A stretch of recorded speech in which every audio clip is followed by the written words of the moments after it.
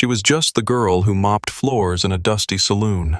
Quiet, forgettable, invisible. Men spat near her feet. The owner didn't know her name. But one night, when a drunk cowboy tried to drag her outside, she dropped him with 3 moves no one saw coming. And then, a man at the bar stood up. He didn't look shocked. He looked like he'd been waiting for her. Because she wasn't some nameless cleaner. She was Willa Kane, and the past she ran from was coming straight through the saloon doors. The Bell Star Saloon didn't ask questions. Not about where you came from or why you worked 16 hours a day for a plate of biscuits and a cot behind the kitchen. That's why she stayed. No one knew her real name. Most folks just called her Mouse, the quiet little thing who mopped floors, cleared blood from bar stools, and scrubbed spit off the piano legs when fights broke out on Saturday nights. She was young, maybe 19, maybe younger. Pale from too many days indoors, with light brown hair always pulled under a dusty scarf, and shoulders that curled inward like she was trying to disappear into herself. She wore a plain calico dress with patched sleeves and shoes 2 sizes too big, stuffed with rags. She never laughed, never spoke unless spoken to. The men who came through the Bell Star didn't see her. At best, they ignored her. At worst, they barked at her like she was part of the furniture, something meant to move around them, not matter. But she listened. She watched. She moved quietly between their boots and bottles, sweeping up the messes they left behind. And in that shadowed corner of the saloon, half lit by the swinging lanterns above the bar, sat one man who didn't drink, didn't shout, didn't touch the girls. He just watched. Not in a cruel way, not like the others. His eyes were dark and calm under the brim of a weather-worn Stetson. He wore a plain duster and kept his back to the wall. He saw things, and one of those things, the one thing he never looked away from, was her. She felt it sometimes, the weight of his gaze, but she didn't look up. Not yet. It was a Saturday night when everything cracked wide open. The Bell Star was packed. Music banging off the beams, boots stomping, whiskey flowing like a busted pipe. The girls were dancing, the gamblers were losing, and the bartender had stopped counting drinks 3 hours ago. Mouse, as always, was there, bent low with her mop, trying to keep up with spilled beer and tracked-in mud. Her dress clung to her legs from sweat and humidity, and her scarf kept slipping as she moved between tables like a ghost no one cared to thank. Then the shouting started. 2 ranch hands arguing over a hand of cards. One of them, lean, red-faced, already drunk, slammed his fist down and stood too fast. Coins spilled, chairs scraped. Mouse didn't flinch. She'd seen worse. But then he turned on her. "Hey!" he snapped, stumbling toward her. "Clean this up, girl." She nodded silently and stepped forward. But the man's face twisted.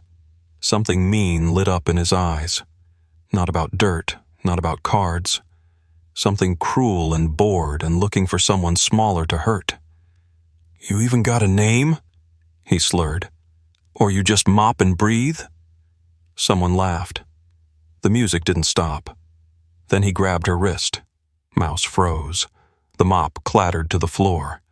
The saloon went hushed for a second. Not out of concern, but anticipation. Nobody moved. Not the barkeep. Not the other girls. Not the sheriff sitting in the corner who'd seen too many fights to care about one more. But the man in the duster, the cowboy in the corner, sat up straighter. The drunk started dragging her toward the back door, muttering something about showing her how to listen. And then she turned. 3 moves. No wasted motion. 1 elbow to the gut, 1 knee to the leg, 1 precise, lightning-quick twist of his wrist, and the ranch hand slammed flat on his back before he could blink. The room went still. Mouse stood over him, chest heaving, face flushed, hair falling loose from her scarf. Her eyes weren't frightened. They burned. And for the first time since she'd walked into that saloon, everyone saw her, especially the cowboy.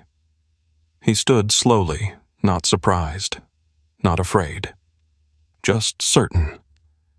Like he'd been waiting for that exact moment to arrive. Like he knew who she was before she even remembered it herself. She didn't wait for applause. While the ranch hand groaned on the floor and the saloon stumbled over its own silence, she grabbed her scarf and slipped out the back door like smoke. The rain had stopped. The dirt road behind the Bell Star shimmered in puddles of moonlight. Crickets buzzed. The world outside was too quiet, like it was holding its breath. She didn't get far. Bootsteps followed her. Steady, deliberate, not chasing but not stopping either. She turned the corner near the stables and froze. The cowboy was there. He stood beneath the edge of the eaves, long coat damp at the hem, arms loose at his sides. His dark eyes met hers with something that wasn't judgment. It was recognition. "You've still got it," he said. She didn't answer. "They said you disappeared," he went on. "After Phoenix, after the McAllister brothers." Her mouth tightened. She glanced away. "They said you killed a man in the ring. Broke him clean in front of a crowd of 20. She looked back at him then, but her voice was low and hard. "That man sold girls like cattle." He nodded slowly, like he already knew. "And you made him disappear. Thought if you disappeared too, it'd all go quiet." She stepped closer, anger flickering behind her eyes. "Why do you care?" He didn't blink. "Because I saw you fight once, years ago. Thought I'd never see you again. But I never forgot your name." She stared at him. The lantern light from the stable hit half his face, casting the other in shadow. "I'm not her anymore," she whispered. "Then why did your hands move like they remembered?" She said nothing, and then, softly, like the truth was finally surfacing, "My name is Willa Kane." He exhaled like he'd been holding that name in his chest for years. "I know." Behind them, laughter and music started back up in the saloon. Too loud, too far away now to matter, because out here, in the dark, under the lean-to roof, the legend of Willa Kane had just breathed again. By the time the sun rose over Hunter's Crossing, half the county had already heard. They said Mouse had a name now. They said the quiet girl with the mop was really Willa Kane, the pit fighter from Phoenix, the girl who broke ribs and vanished. Some were scared, some were angry, some just stared at her different now, like they were seeing her for the first time and still didn't know what to make of it. Willa didn't flinch. She was up before dawn, same as always. Her dress was still plain, her hair still wrapped in a scarf, but something in her posture had changed. She stood straighter, looked people in the eye. Behind the Bell Star, she was hauling crates when the sheriff rode up slow, the dust from his horse curling in the early light. He didn't dismount, just watched her for a minute, reins slack in his fingers. "You Willa Kane?" he asked. She didn't stop stacking. "Used to be."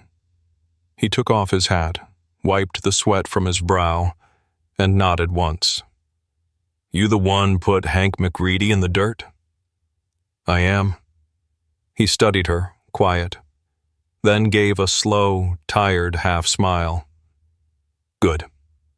And with that, he turned his horse and rode off like a man who finally saw justice where the law hadn't reached. By noon, no one called her Mouse. The girls in the saloon started asking her name instead of whispering behind her back. The barkeep stopped yelling and started offering her water when she passed. Even the owner, a man who once said she had dishwater eyes, started keeping his mouth shut when she walked through the room. The cowboy never said much. He was just there, watching, steady, like a fire that never went out. He didn't try to take credit, didn't try to protect her. He knew she didn't need that, because Willa had already saved herself. When the bounty hunters came, 2 of them, slick-haired and smiling too wide, they found her waiting, not hiding, not running. She stepped out into the middle of Main Street like she'd done it 100 times, the wind tugging her scarf loose, dust curling around her boots. One of the men laughed. "You're smaller than I thought." She cracked her knuckles. "You'll see different when you're looking up at the sky." And she meant it, because Willa Kane didn't belong in the shadows anymore. She had lived quiet long enough. Let them whisper. Let them stare. She'd buried her name to survive. Now she was digging it up to live. And when she walked back into the Bell Star that night, blood on her sleeves and fire in her chest, they moved aside like the tide parting for something bigger than all of them. Not a girl, not a legend, a reckoning. The kind that only comes around once and changes everything after it passes,